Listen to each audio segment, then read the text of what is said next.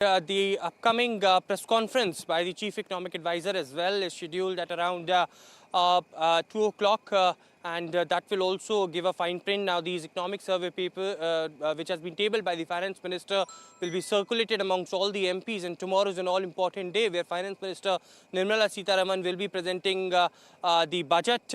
The most important one, of course, as our colleague was also mentioning, the GDP growth is expected to be between 6.3 to 6.8%. This is something that has also been mentioned, and the detailed copy will be very soon will be circulating amongst the MPs of Lok Sabha and Rajya Sabha both, which is now being tabled, and then we will get a fine print as to what has been the key achievements as far as the finance of the country had been in the last few years, and also the forecasting in the upcoming years, what India is going to achieve as far as the lower middle class and middle class is concerned. As Prime Minister mentioned in his soundbite as well, that the more focus will be on the women.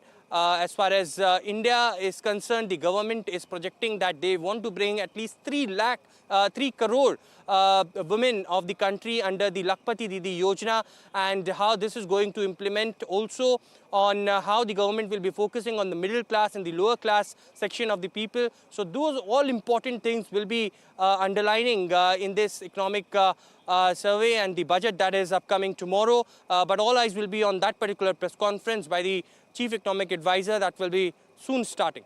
The remarks made by some of the leaders as the all-party meeting concluded yesterday, it was of course some of the leaders who stated that the price rise and inflation are the major issues that the opposition parties also wants government to answer on. But here we are, we have got the first highlights of the economic survey that has been tabled by Finance Minister Nirmala Sitharaman. Few of the important points that I can read for our viewers is, of course, about the construction that has been standout, gaining momentum since mid financial year 2021 and soaring approximately 15% about its pre-pandemic trend as an impressive feat that is also being given.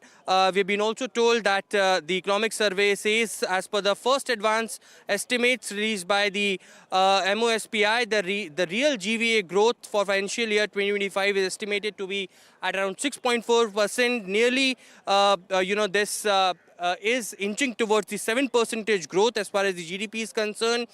We've been also told that this financial, this survey also states that the industrial growth grew by 6% in H1, the first half-yearly quarter of the financial year 2025. The services sector continues to perform well in the financial year 2025 as well, and the notable growth in quarter 1 and quarter 2 resulted in 7.1% growth in H1 financial year 2025 as well. The Union Minister Capex is up to 8.2% in July-November 2024 and expected to pick up further pace as well. That's what also it indicates. These are few important highlights that are now being tabled, and until November 2024, it says that defence, railways and road transport accounted for about 75% of the capital expenditure, whereas significant growth occurred in power, food and public distribution as well. So government has done all-round work, and that has now been few of the key highlights in the economic survey that has been tabled by the Finance Minister. The most important one, of course, relates to the banking system.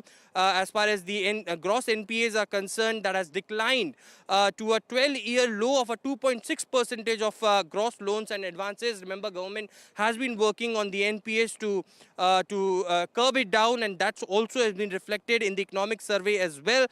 So these are a few important points that are now come out as far as the economic survey, which has been tabled and now being circulated to all the MPs of Lok Sabha and Rajya Sabha, and all eyes will be now on the finance budget that will be presented by Nirmala Sitharaman tomorrow. Right, Ashwarya. Sakshi, while we discuss about the economic survey, the manufacturing sector and the corporate investments remain a huge concern every year. Take us through what are the major cause of concerns this year. Absolutely. Like you mentioned, a lot of economists that NDTV has been speaking to have also urged the need to boost the manufacturing sector further, focus on investment at large. And this, of course, the economic survey indicating in that direction. Of course, we will await the budget fine print and the survey fine print as mentioned. But also crucial to mention here, my colleague Aishwarya was talking about the macroeconomic indicators. But remember, the economic survey is in two parts. The first half is focusing on the macroeconomic indicators. It's also focusing on the second half on the socio-economic impact and issues. And very, very critical to remember that, some of the social sectors mentioned and some of the details mentioned in the economic survey also include ultra-processed foods and the impact it has on children, the fact that policy priorities for women, farmers and youth need to be heightened. So very, very critical, therefore, inclusive growth going forward. Remember, it's not just about growth, but today we are living in times where we need to focus on inclusive and sustainable growth going forward.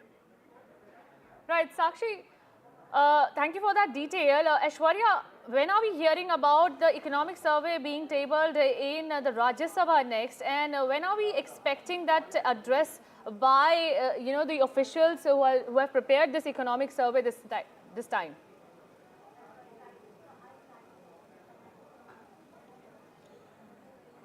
Well, as I mentioned, it will be at around 2 p.m. when that important press conference by the Chief Economic Advisor will be conducted, and that will highlight about how the 34-page document, which is the economic survey that was prepared, and this clearly highlights about the government's agenda and forecasting for the next fiscal financial year as well. It is, of course, Nirmala Sitharaman who would be presenting the budget tomorrow in the Lok Sabha, and post that after half an hour, the budget session will be starting in Rajya Sabha as well. It will be, of course, after both the sessions for Lok Sabha and Rajya Sabha has been adjourned as of now after economic survey being tabled in both the houses.